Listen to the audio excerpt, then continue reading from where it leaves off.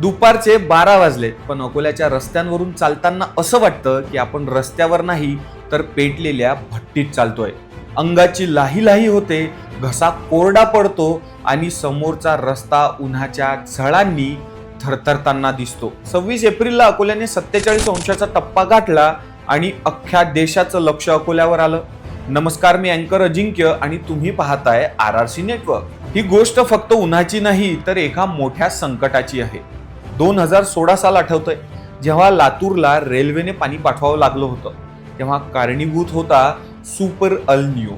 आज 10 वर्षानंतर पुन्हा एकदा निसर्ग आपलं रौद्र रूप दाखवायला तयार झालाय.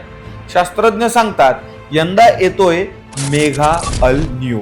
मे ते जुलै दरम्यान हा राक्षस 60% सक्रिय असेल, पण ऑगस्ट येईपर्यंत त्याचा विखळा 90% घट्ट झालेला असेल.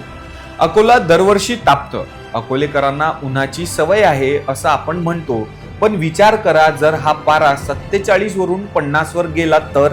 ही नुसतं आकडेवारी नाही तर आपल्या अस्तित्वाचा प्रश्न आहे. पिण्याचं पाणी आटतंय, जनावरांचा चारा करपतोय आणि माणसाच्या सहनशक्तीचा अंत पाहिला जातोय. IMD ने अकोल्याला येलो अलर्ट दिलाय, कारण अकोला आता फक्त विदर्भाचं नाही तर देशाचं हॉटस्पॉट बनलंय. मित्रांनो, संकट मोठं आहे, पण आपण सतर्क राहिलो तर यातून नक्कीच वाचू शकतो. दुपारी 12 ते 4 विनाकारण बाहेर पडू नका. आपल्या घराबाहेर पक्ष्यांसाठी आणि प्राण्यांसाठी छोटे छोटे रांजण ठेवा. ही वेळ फक्त बातम्या पाहण्याची नाही तर एकमेकांना आधार देण्याची आहे आणि अकोल्याचा हा दाह आपल्या धैर्याने सोसावा लागणार आहे.